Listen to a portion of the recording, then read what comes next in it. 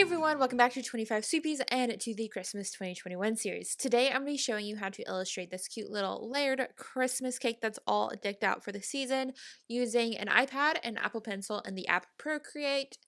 And if you guys need a bit of a refresher course or kind of like a real intro to this whole series, I do have a video already posted that kind of goes over the basic tools and tricks and everything that we'll be utilizing throughout this video. And if you've already watched that, you're ready to go, so let's start!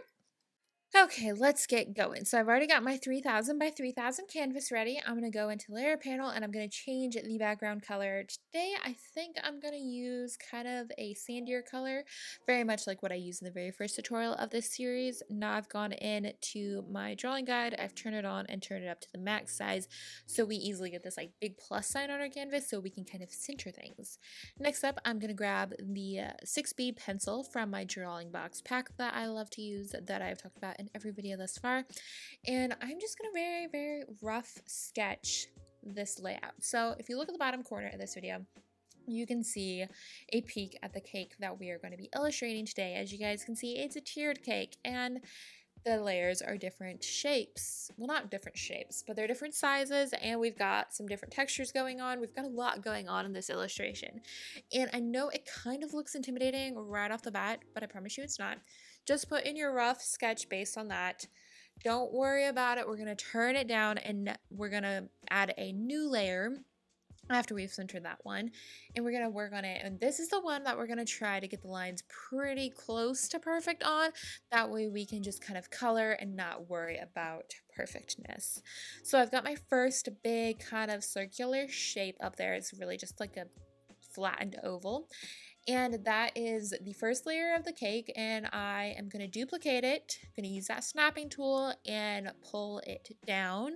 That way we've got the top and the bottom of the cake. In the other videos, I've also shown you this step, so I'm sorry if it's getting a little repetitive, but this is definitely my favorite way to make a cake. So we've got the two ovals layered on top of each other. Use that snapping tool, make sure that they're lined up and get it to the exact thickness that you want. Then create another layer on top of them and connect the sides. We're doing this on a separate layer so we can actually go back to the bottom layer of the cake and we can erase that back part of the circle that we would not see on a real cake. On a real cake, we'll only see the top. We won't see the full bottom. It's not x-ray vision. Now we're going to go back to, I believe, layer 2. Yep, layer 2. And we're going to erase that. My eraser is a bit too big, so make sure your eraser is the right size. And erase that back layer of the cake. And now it looks like we actually have a cake shape. Once we've gotten that done, you can merge those three layers together because now all of that cake is on one layer. Next up, we're going to draw the bottom cake layer.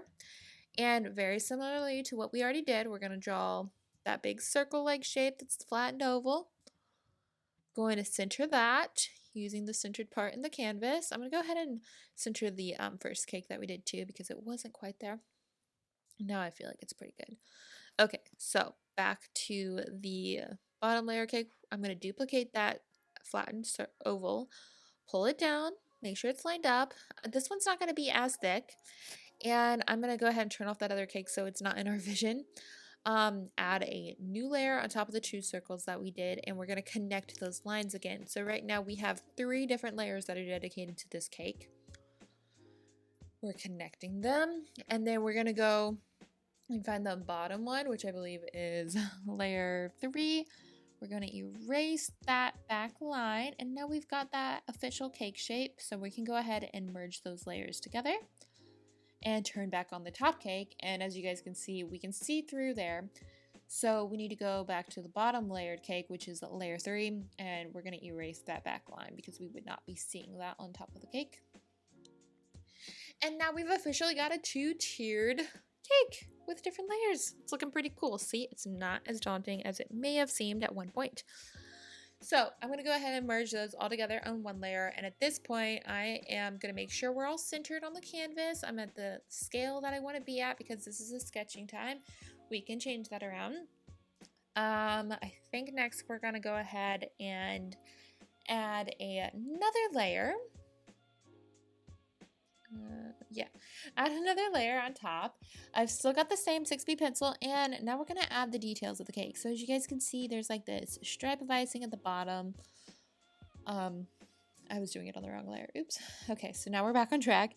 I'm gonna add that layer at the bottom. I'm not worried about it being perfect. Then as you guys can see, that bottom level of cake kind of has like this drippy icing on it. So I'm gonna do that very similar to what we did on the figgy pudding bundt cake. And we're not gonna worry about those see-through lines because we'll see that change later. Next up, we're gonna kind of be putting like swaggy garland on the top part of the cake, which I know is different. Just give the illusion there. We're not going to go ahead and draw in like the real details of it. We're just going to give the idea to mark that we want that there. And then each time the swag goes up, we want to put in a little ribbon. So just put something that signifies and that lets you know we're putting a ribbon here. We've got about 2 full ones and then kind of like side views. The side views that I'm going to do are not like perfect or not probably accurate either, but it gives the illusion that there's one there. And then coming down from each of the bows, I'm going to hang a little ornament, and we're also going to add some stripes in the background. So if you guys followed me on YouTube last year, I actually did this same cake on a video, and it is actually inspired by one of the cakes that is made in the Princess Switch movie, the very first one, and it's the winning cake at the end, just for a fun fact in case you were wondering where this inspiration came from on this one. It's a part of it, and later on we'll be doing another part of it. So now it's time to start coloring the cake. We've got a new layer.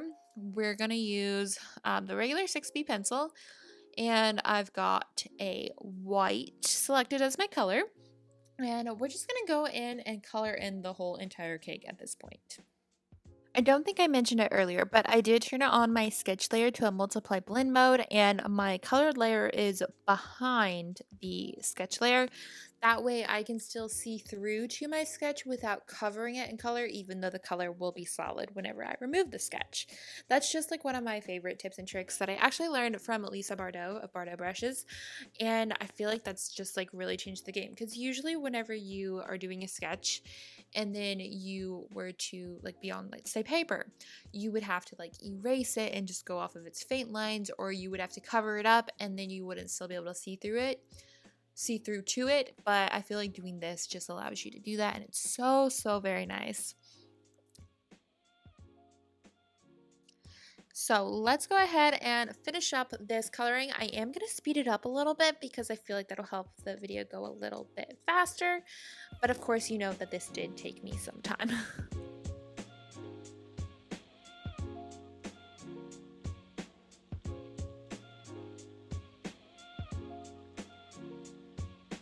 Okay, now that we've got that all filled in, basically, I'm going to go ahead and start moving on to some of the details. I'm going to add a new layer on top of the cake. I'm going to turn on a clipping mask, so whatever I do on this layer stays on the cake.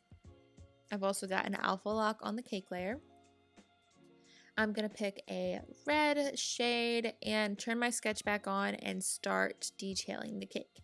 So this bottom part of the cake, I actually want to be red in its entirety. So I'm going to go ahead and follow my guidelines that we've already made in the sketch and fill that in.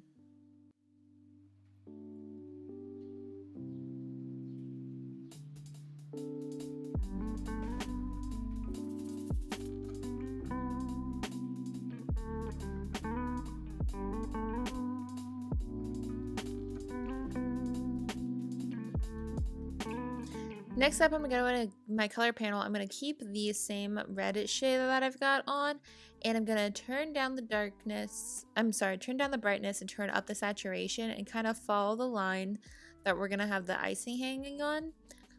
And that's going to help kind of create the shadow the icing would be making as it's dripping down the cake. And even though you can't really like notice it majorly at the moment because of our sketch, it's really going to make all the difference whenever we turn the sketch off. See, as you guys can see, it adds a lot more depth there, and maybe you can't because it's further away, but hopefully you can. And I think when you guys try it out, you will definitely see it. See there? Really adds a little something. So next up, I'm going to go in and kind of fine tune the drippy parts because I feel like some look a little blunt, I guess you could say. So I'm going to smooth those out on the cake layer and make it look nice and smooth. And then once that is done, I'm going to go ahead back to the layer that I have the red on, and I'm going to add a little bit of gray tone to my white shade. And I'm going to add kind of like that front edge of the cake, because as you guys can see here, we need that front edge to be noticeable so it doesn't look all wonkadoodle. So I'm doing that, like I said, with a light gray. I'm going to go ahead and do it on the top part of the cake as well, and there it totally makes a difference, but I feel like it's a bit too harsh, so I am going to go ahead and smudge it out with my smudging brush, which I have set to the ink brush. Really just adds a little something to it and makes it look a bit more tangible, or realistic, I should say. Because those edges, if you're lucky on a cake like this, would never, I mean, if you're lucky on a cake like this, they would be smooth, but I've never had that happen. So you need that little bit of texture. And I mean, like on a real life cake. Decorating cakes is fun, but also very stressful. Okay, now it is time to, I guess, we feel like that needs a little bit more noticeable color there. So hold on, let's just make sure we've got that right. It's looking pretty good. Okay, so I've turned the guide back on. We're still on the layer that's clipped to the cake, and it is time actually to add another layer because we need to be doing the stripes here. We're gonna start by kind of like going below the garland lines, and I don't know what my iPad just did. Oops. Okay, my line disappeared. Okay, we're back on track. We're gonna outline this bottom part of the cake with those sweepy-like lines, and then we're also gonna use like where it would be sitting on the other cake as our other guideline, and then we're gonna fill in that whole area red. Now, we're making this area a stripe, and I know we could just like put in the stripes here, but because of like just the nature of ease of doing this, I feel like it's easier to just fill in the whole part of the cake here and then put the stripes on top. But if you wanted to do stripes at this point, you could, but I feel like I said, I just feel like it makes it easier to do it right like this. So we're gonna fill this in real quick.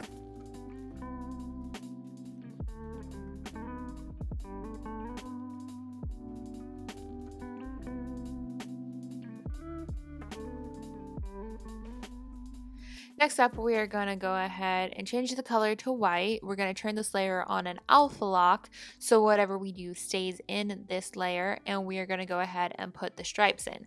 My piece of advice for this part is to not necessarily worry about them being super straight, but I do want to say that we should place them underneath the bows. So if you want them to be super straight, go for it. Use the little line tool, but if you don't want to, you also don't have to. It looks good either way. I've done both versions.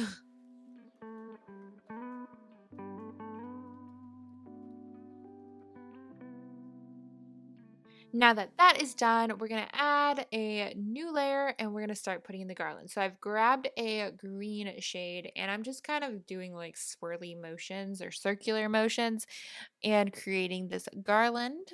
I'm only using one green for this, and if there are little white spaces left open, I feel like that's okay. That'll add to the like floofiness of the garland, which will add some extra fun to the illustration. I definitely like the side that I just did better than the first side, so I'm going to go in and add some more floofiness. And yeah, that's looking pretty good. I love the texture of this brush. By the way, I don't think I mentioned I have switched to using the ink brush. Sorry about that. But honestly, the ink or the 6B brush are going to look great with this. Next up, we're going to start doing the bows. So I'm going to grab the same red shade that I was using earlier, but I'm going to deepen the color by turning down the brightness and turning up the saturation, and then I'm going to draw some bows.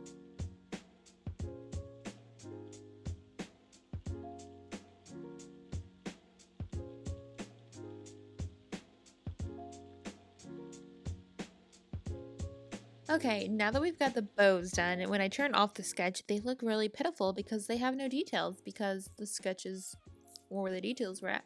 So I've gone in, I've deepened the color, I've turned on the alpha lock for the bows, and I'm going to go in and add like the shadows of the inside bowed loops and just kind of like add some shadows to the little parts coming down, middle parts, Honestly, this part, just keep playing with it until you're happy with it, because I kept playing with it and I'm not sure I ever was 100% happy with it, but that's just the flow. Remember that this is just a very little part of the whole overall illustration, so don't let it get you down if you can't get it to a part where you're happy with it, because honestly, like I said, when I left it this time, wasn't a fan of it. When I did it last year, I really liked it. So just go with the flow. Don't let it stop you here. Trust me.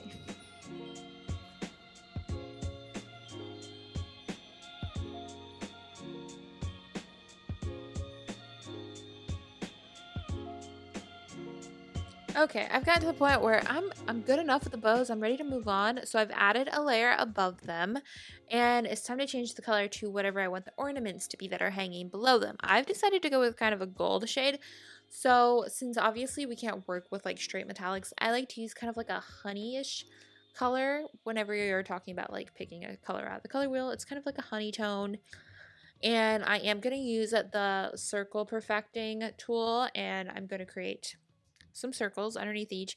Also, I have like a golden string coming down from the bow that they're connected to. I'm going to go ahead and fill those in. We've got about 4.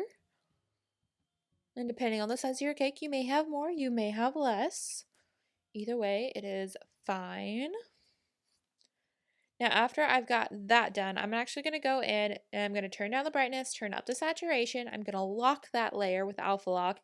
And I'm going to add some shading on the sides of the ornaments to give it more of like a real gold metal-like look. And I feel like that really helps make it look more gold-like, since we're just working with a flat color, not metallic.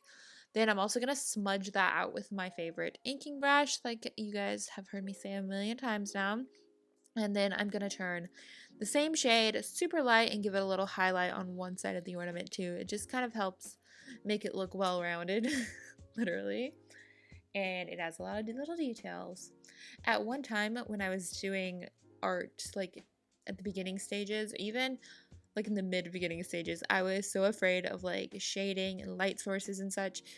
So if this isn't your thing, don't worry about it. You may get there, you may not. You might want to try something, but I totally get it.